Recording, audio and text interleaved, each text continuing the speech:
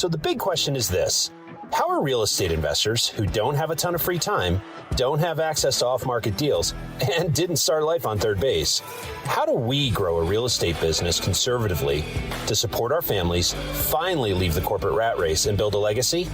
That is the question, and this podcast will give you the answers. I'm Ed Matthews, and this is Real Estate Underground.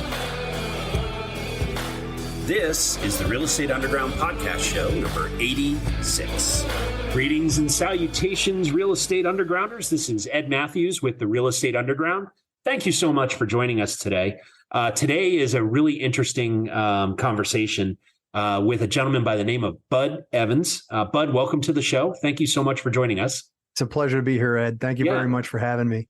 So Bud, you have an interesting background and kind of a circuitous way, a path to how you got to where you are today, which is really, really impressive. And I'm going to make you tell all the stories you just told me offline. But for those folks out there that aren't necessarily familiar with you, why don't you just tell them about your background and who you are and how you got here? Sure thing, Ed. Thank you. So I'm from Philadelphia, Pennsylvania originally. After high school, I went into the United States military. That was 1987.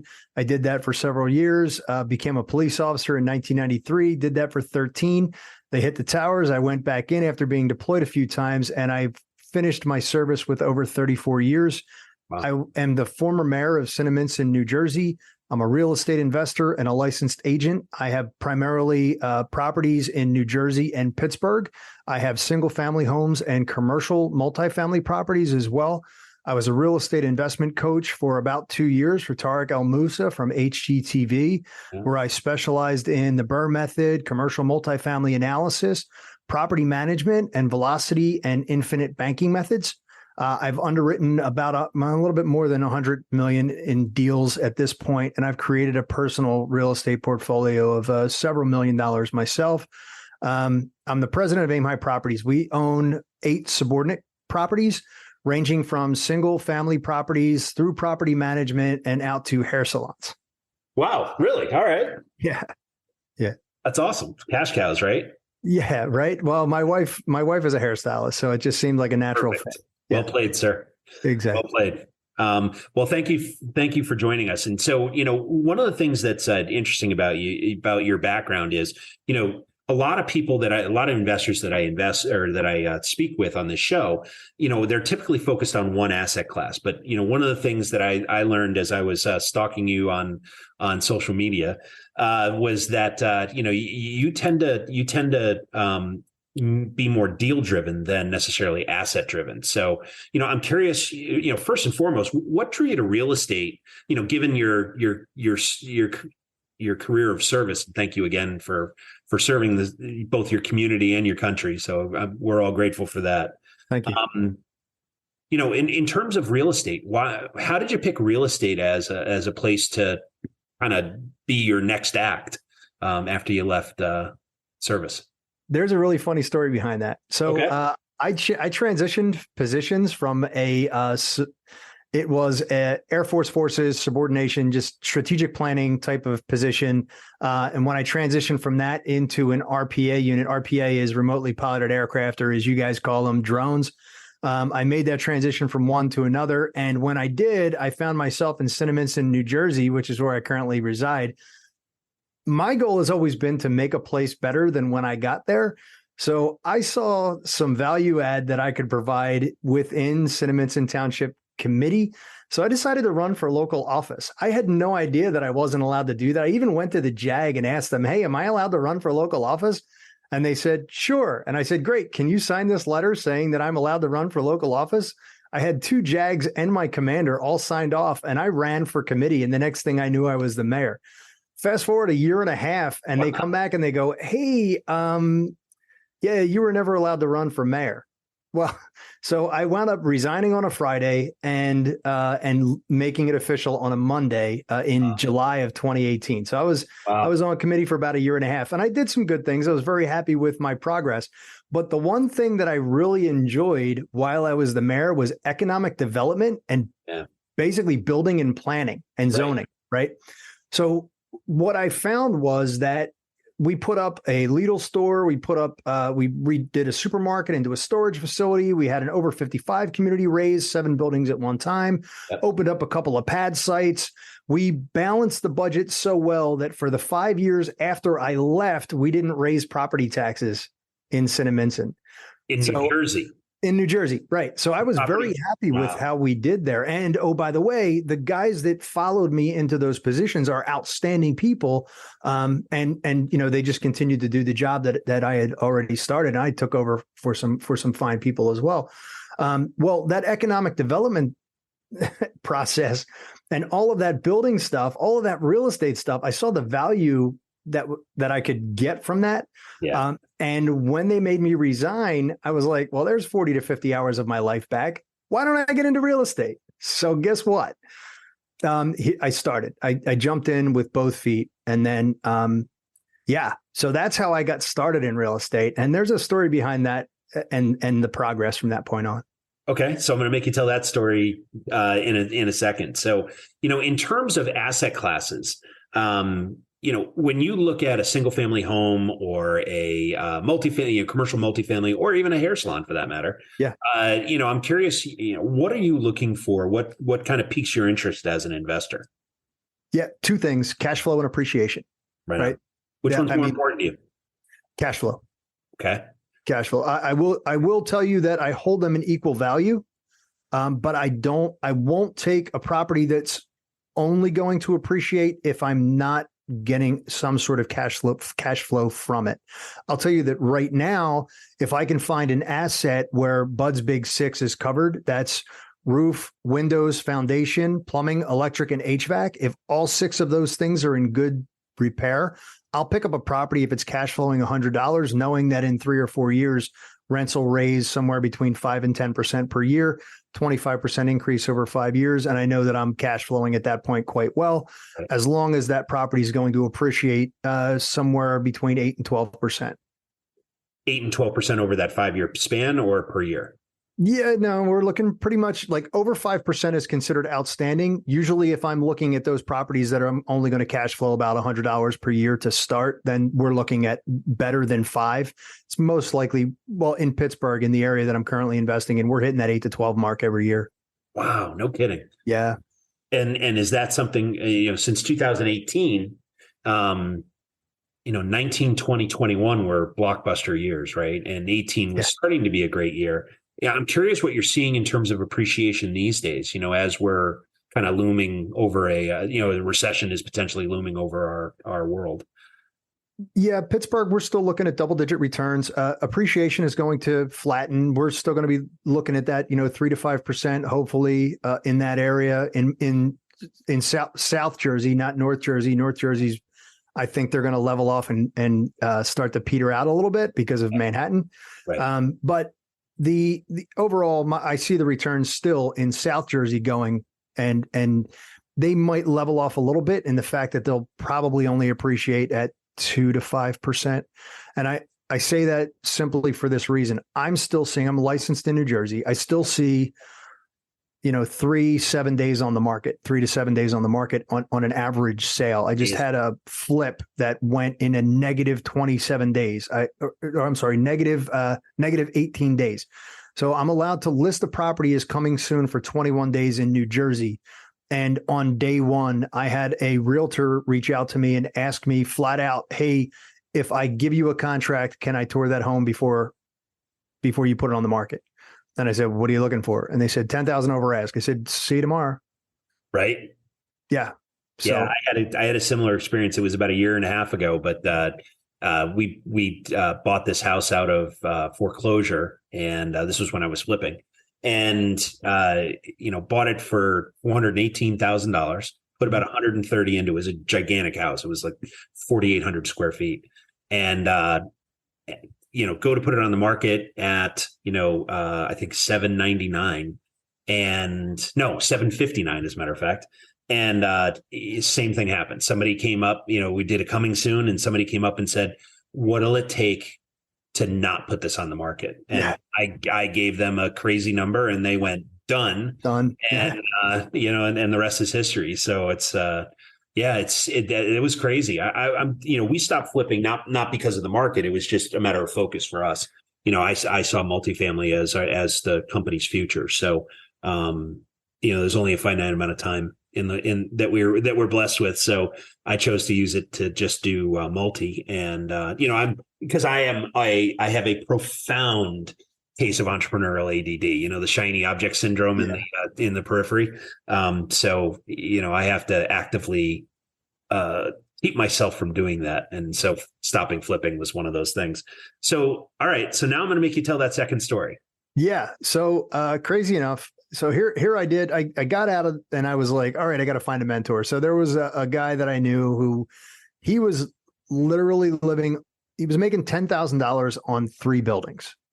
That was it. So I asked him, hey, will you mentor me? And he gave me some advice and, nothing in depth, no documents. Hey, research something this way or that way. It was just, hey, go to these 2 websites and just make offers on just about everything. And it was, and I'm just going to put them out there, Hubzoo and auction.com. Oh yeah. Right. So here I am putting in offer after offer after offer, auction after auction after auction. I bought stuff on eBay before. I can do this. Right. So from literally August through September, 2 full months. So right after I left in mid-July, so right before August started, up through September 25th, I was putting in, just going to auction after auction after auction, putting down like a 3,000 hold on this one, a 3,000 hold on that one, a 3,000 hold on that one. Never met a reserve, had over 130 wins with no buildings to show for it. Right. It was bad. So then I was working overnight. We did a 24/7, 365 mission. And here I was at 2:00 in the morning, and I looked up on television and I saw this ad, 2:00 in the morning, text this number to this for this. And, real estate will be in your area on this date. And it's a very large organization. So I wrote the number on my palm, no phones in where I worked. I worked in a windowless room, right? So I wrote it down on my hand. I walked outside. I said, I'll be right back. I walked outside. I texted the number. And the next thing I knew, I was in a 2-hour course. And I brought my son. And I said, hey, whatever happens, do not let me buy anything before I leave this room. Here's my wallet. Do not give it back to me. Right. An hour and 30 minutes later, my son, he's 31 now. It's, only 4 years ago. So he was 27 at the time, 26, 27. He taps me on the shoulder. He goes, Joe, you're doing this, right? I'm like, there goes my anchor, right? So the next thing I knew, I'm jumping into this mentorship program, and that happened at the end of September of 2018.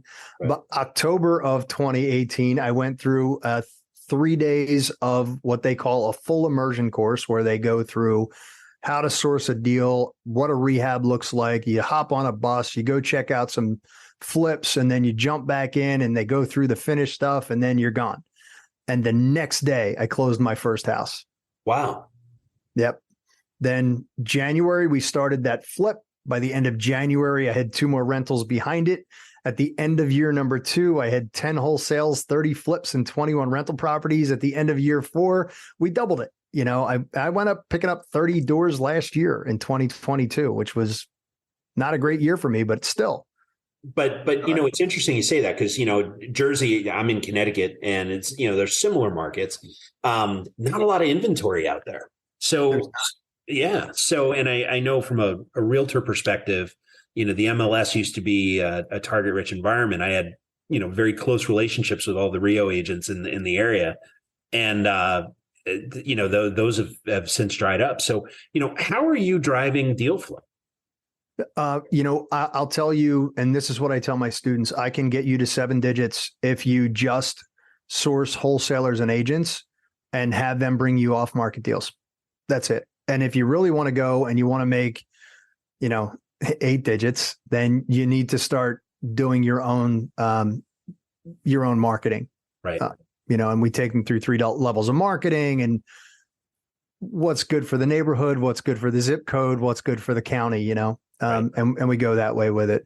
But with little to no money out of pocket, you can just start making phone calls and get on a bunch of lists and check out Facebook Marketplace and check out Craigslist and, start reaching out to people and have deals come across your desk and learn how to source them very rapidly and make offers before anybody else. Wow, that's amazing. And so, so how many, just out of curiosity, how many doors do you have today? 50 in 5 years. 4. Yeah. But yeah, January, wow. Congrats. January of 2023 was exactly 4 years that we started from our first flip till now. Wow. If you're going to, as I used the term earlier, but as if you're going to be a bear, might as well be a grizzly, right? Yeah. That's awesome. Congrats. So in where are you taking the business next? I mean, what's the next hill to take? So a couple of different things. First and foremost, we've scaled back a lot. We were doing direct to seller, and now there's really no reason.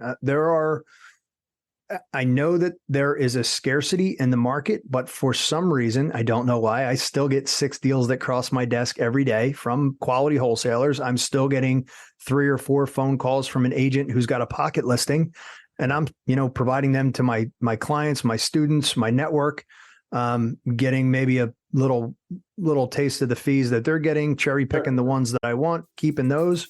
And then giving back by teaching others how to do what I did. Stay with us. We'll be right back. A motivated seller just filled out your web form. If you call back within 5 minutes, you're nearly 4 times more likely to get that seller appointment.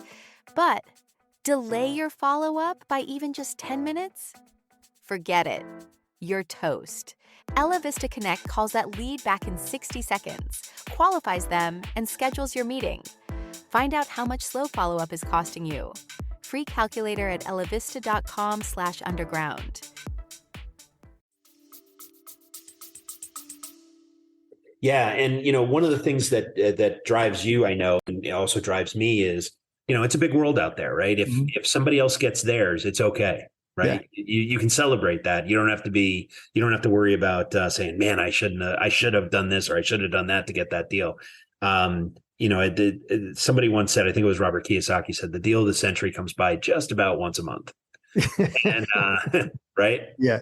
So, it's a tremendous feeling to not only win yourself, but help other people win as well. So thank you for that.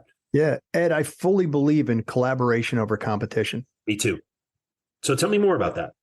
Yeah. So it's funny, but my friend, Yasser, we call him the property captain because he's an actual Delta Airlines pilot, right? So he's a captain.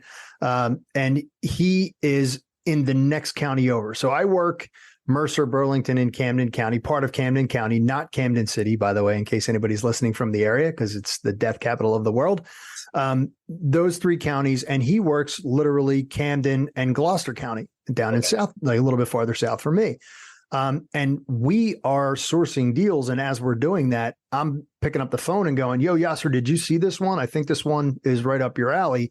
Or he'll pick up the phone and call me and go, hey, dude, Roland just called me and he's got this 6 unit. And I know you're making that transition to multifamily. Do you want this? And it works out very well. It's great. Yeah. I mean, I've got a group of folks that we work with.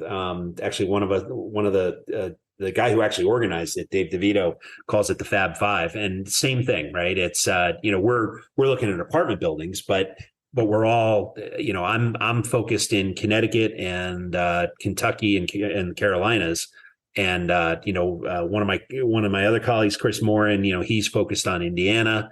And, Margaret Kozlowski, she's raising money for build to rent communities, so it's a really good fit and Brendan Chisholm is down in South Carolina. So, and Dave is kind of the facilitator and he's a heavy hitter broker here in Connecticut. So, it's just a good fit. So we all get together and I'll pick up the phone. Hey man, did you see that 57 unit in wherever, a guy from Marcus Millichap, throws my way, and it's great to have that collaboration because, I'm very careful about confirmation bias. So the other value add of that is, hey, I'm seeing this. Are you seeing the same thing? And shoot holes in it. I'm no pride of authorship. I want to know what you think, and that's really valuable. In all respects. Yeah, I just threw together a blog on how to double your property inventory in a short period of time, and it basically comes down to working with others.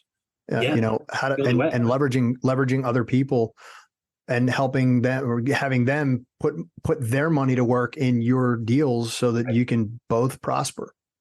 Yeah. So what kind of structures are you using when you're working with, other investors? Joint ventures, syndication? Like, how does that work for you? So I am a limited partner in a couple of deals. I don't include them in my personal portfolio, but they are. But the 50 doors that I have are either individually owned by me or they are partnerships or JVs.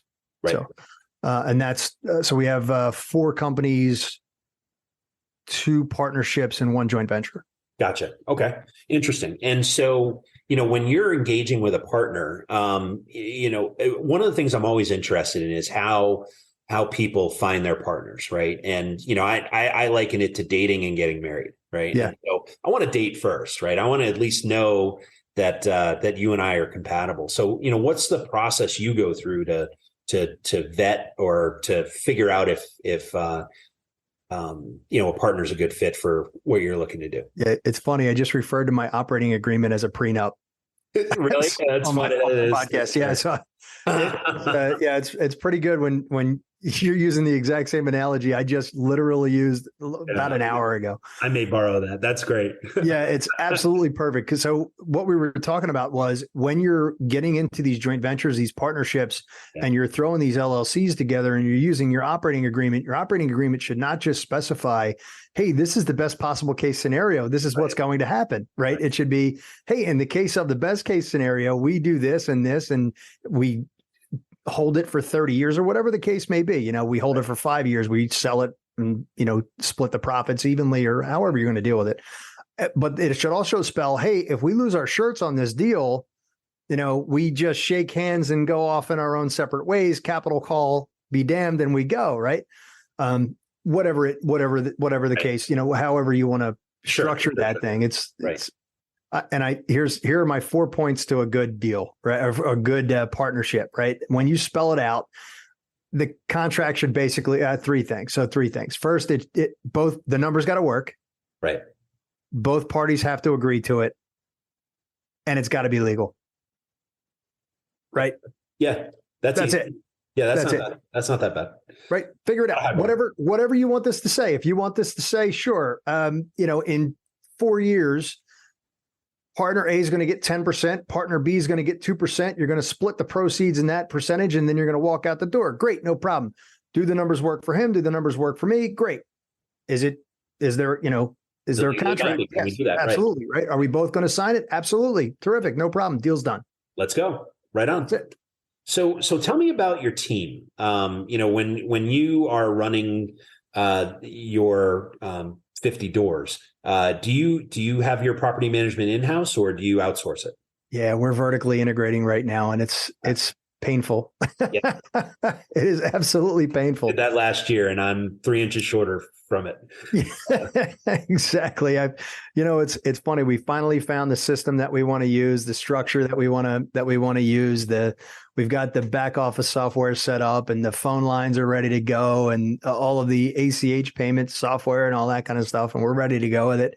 And now we're in the process of downloading the Excel spreadsheet from the former property manager and then uploading it into ours. And we've got less than 3 weeks to do it. So, and then we just had to bring somebody in who is a specialist in this particular program that we're using.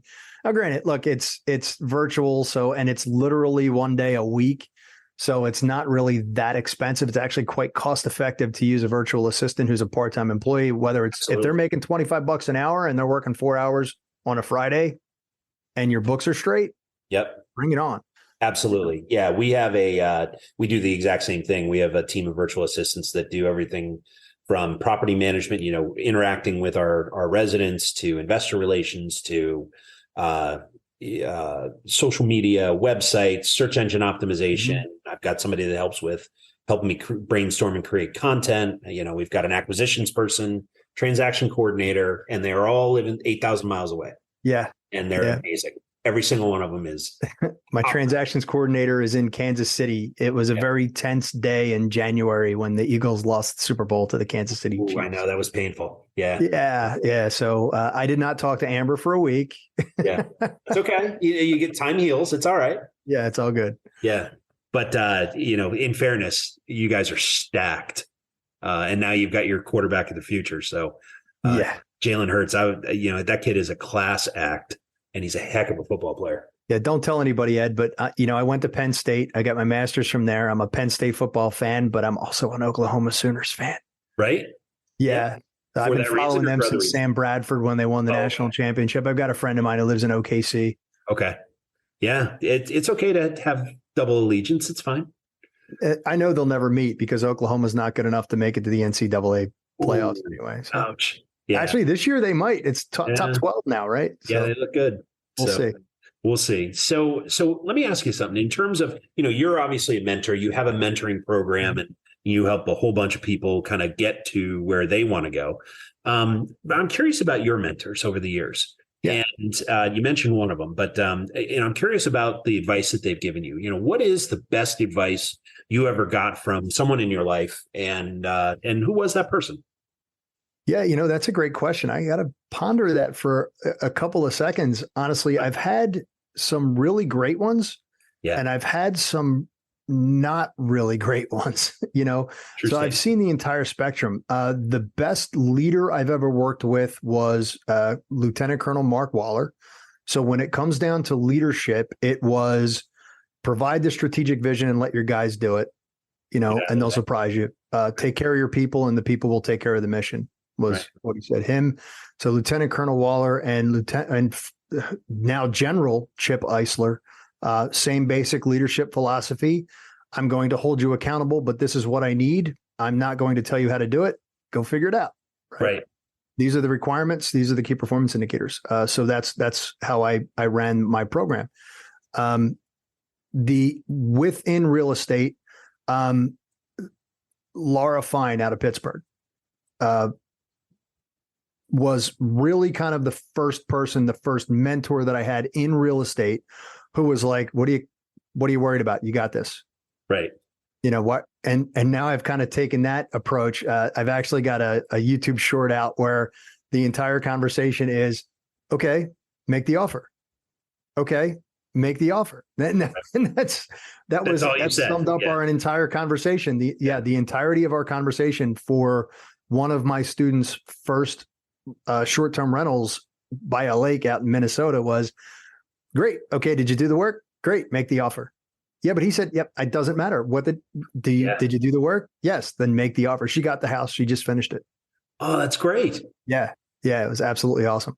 So I have my story is that in 2008, I read the Rich Dad, Poor Dad, and it fundamentally changed my life 3 years later, because it took me 3 years to get over the fear of uncertainty and pulling that trigger. And, I had a short version of a very long story. Amy Rio, who's a realtor here, a broker now in central Connecticut. And, when I knew her, she had, 4 or 5 agents, and now she's gigantic. But, so she, bless her heart, she took me to no less than 20 properties, and I always found a reason not to want it. Right. And it was, at that point it was 2010 into 11.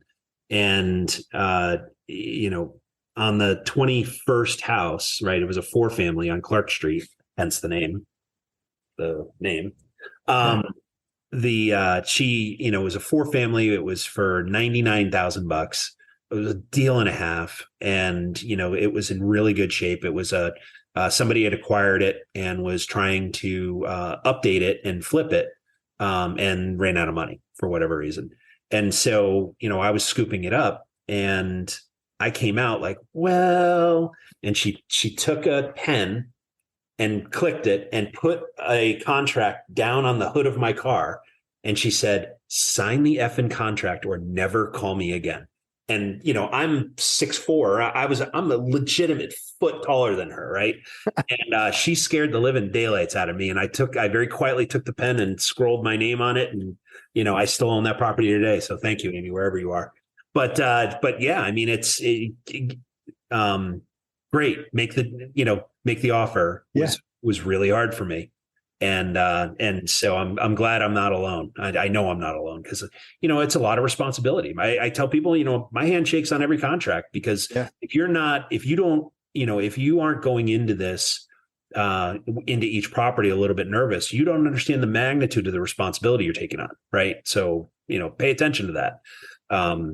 But, you put the business systems in place, you put the team in place, and you manage it, right? Yeah. So, yeah. Trust the process. Exactly right. Yeah. I tell a story when I'm on stage, speaking. 2013, I was in Afghanistan. We were getting rocketed, mortared, shot at, constantly. I wound up losing 4 guys in a plane crash. It was absolute insanity. I came home that August.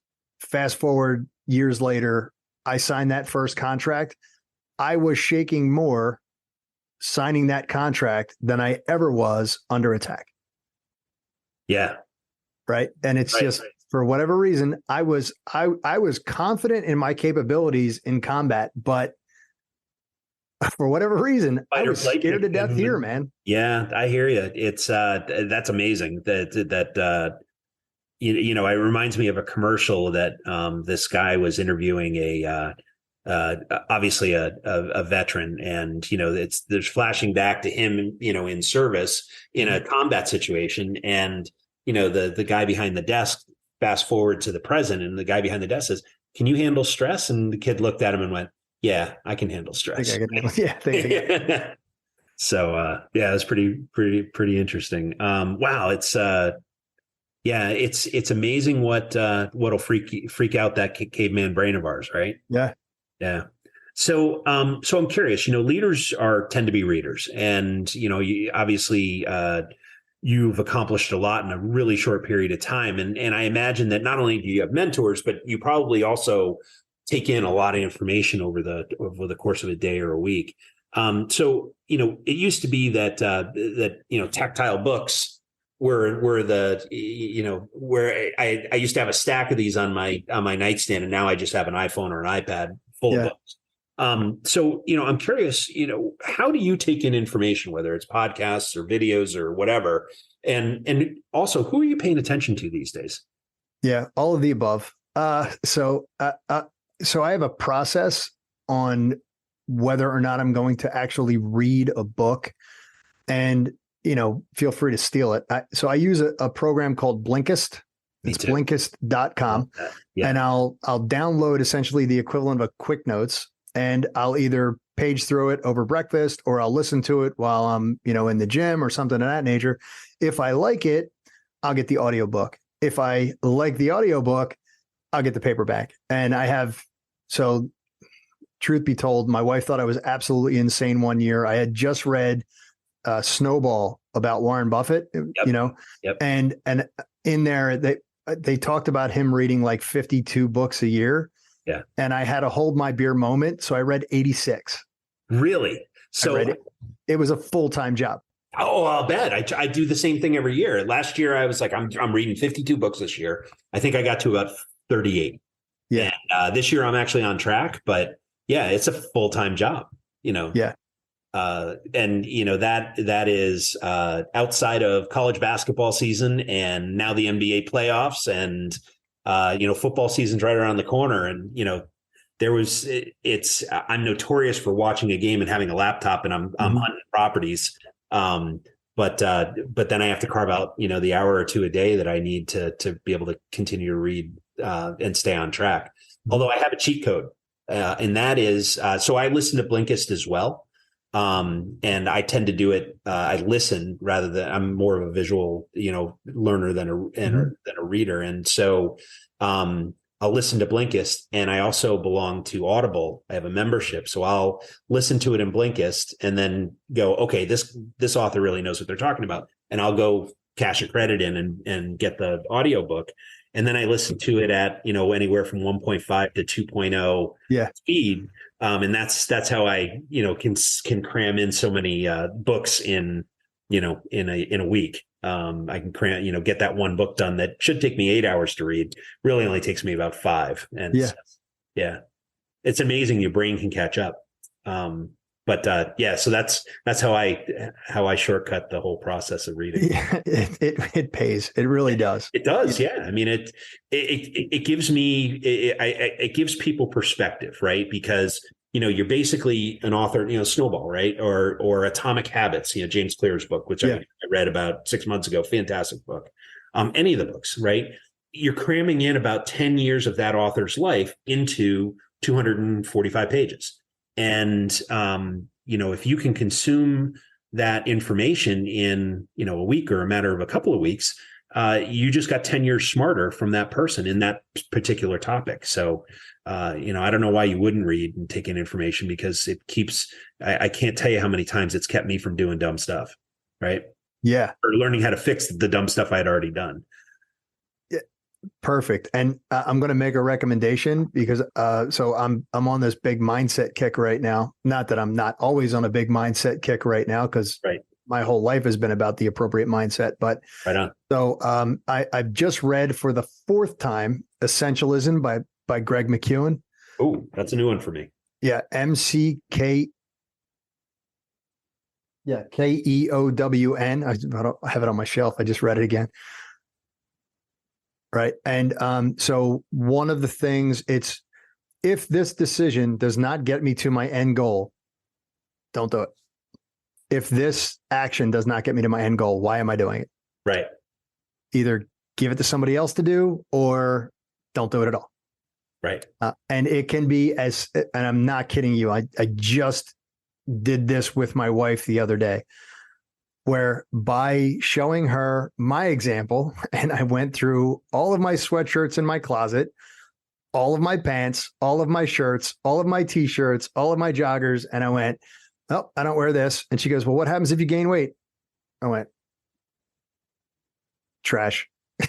Right. So I have I have like 3 pairs of joggers, 3 pairs of shorts, like 10 t-shirts, because I exercise. So, and just started going down the line. And the next day, I couldn't open my bedroom door because she was cleaning out the walk-in closet of all the shoes and boxes. Right. If I haven't worn it in a year, right? Mission accomplished. Exactly. I can open and close my closet doors now. It's absolutely amazing. Yeah. Life changed forever. Yeah. Translate that directly into business, and you have, okay, this is my goal for 2022. Right. Okay. And then Gino Wickman, Traction or EOS, great models. What are the 3 rocks that lead to that particular goal? And then build from there. Right. And then set your goals backwards so that you can actually take those bites. Yeah, and you can execute. We eat that elephant one bite at a time. Right on. Right. So, so you and I are reading the same books, because I do a very similar approach.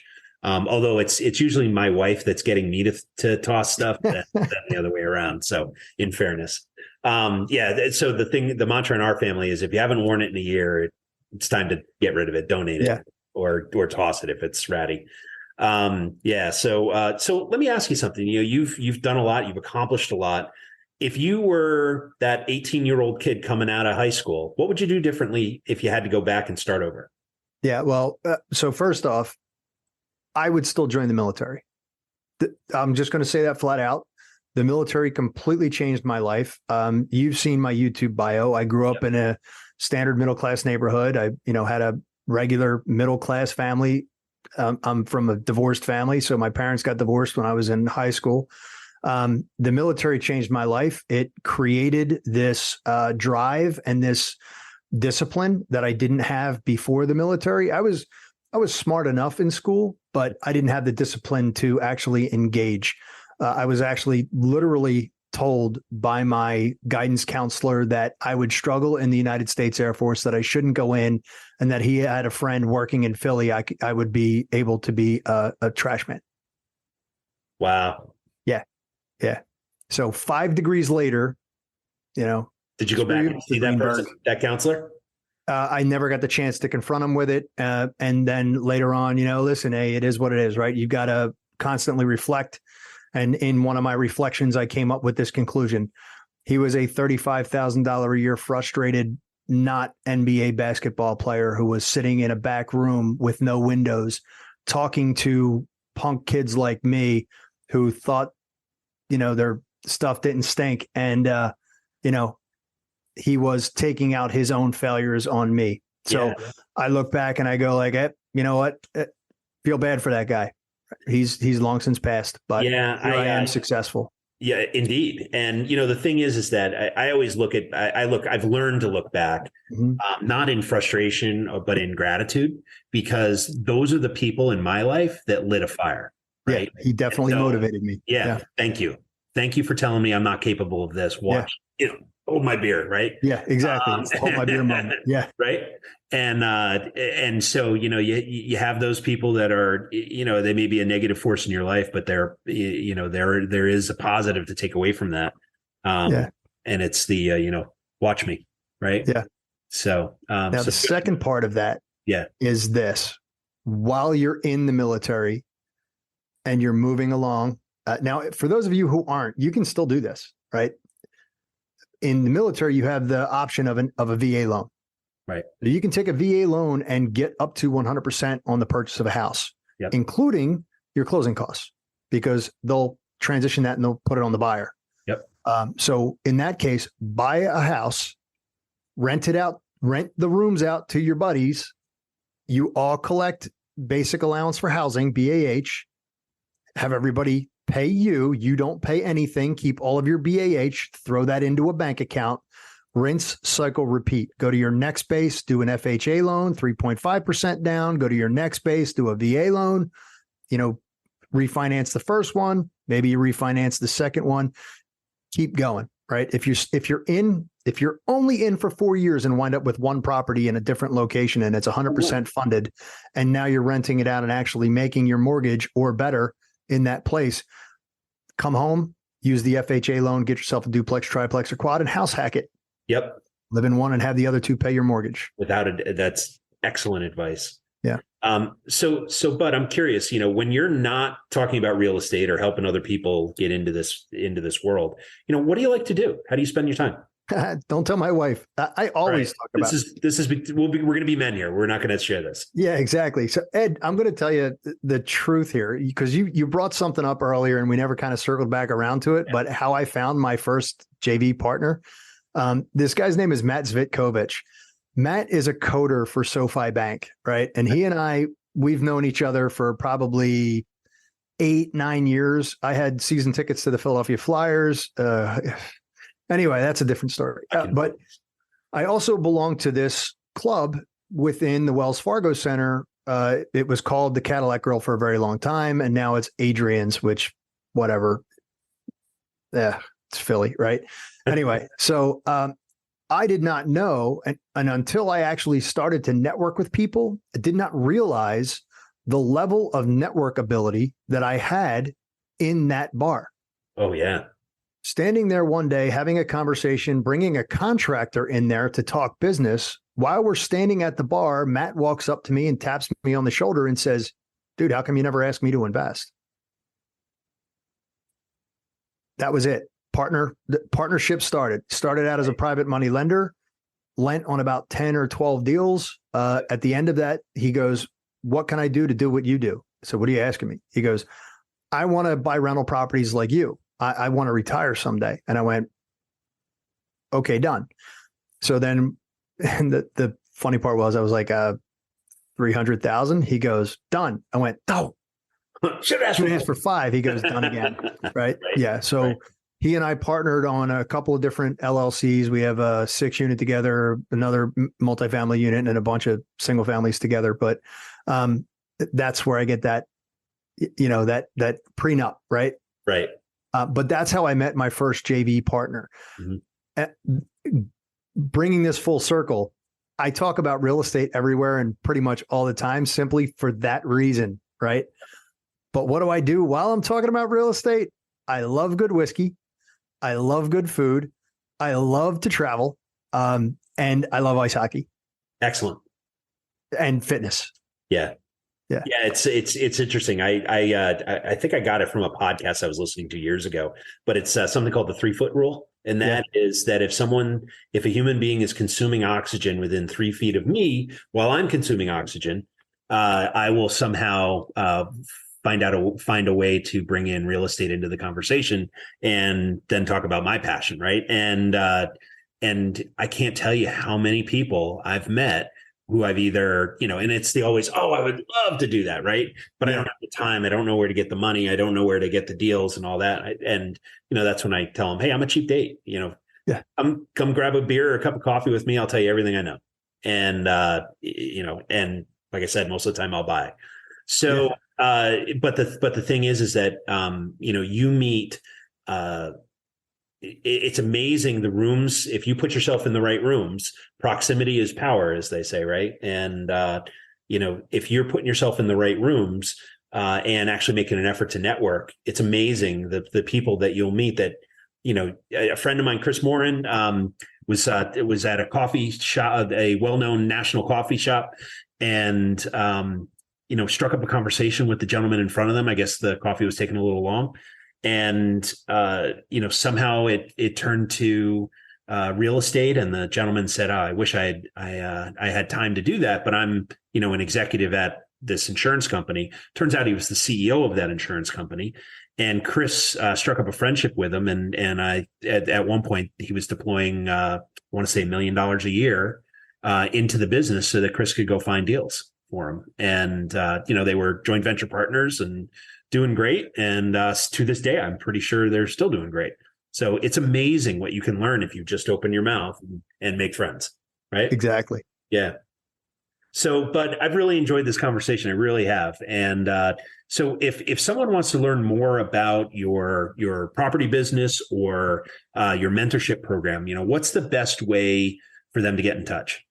Yeah, 2 ways, very simply put. Look on Instagram at bud.evans, aka the Property Patriot, at bud.evans on Instagram, or just check out budevans.com. Excellent. Well, Bud Evans, thank you so much for your time today. You're a wealth of information, and I'm grateful for all the gold nuggets you were dropping over the last 45 minutes. We've been talking a while. Yeah, man, I could talk about this all day. Me too, for days. Talk about it. So, Bud, thanks. It's a pleasure to see you. Thanks, Ed. Same here. All right.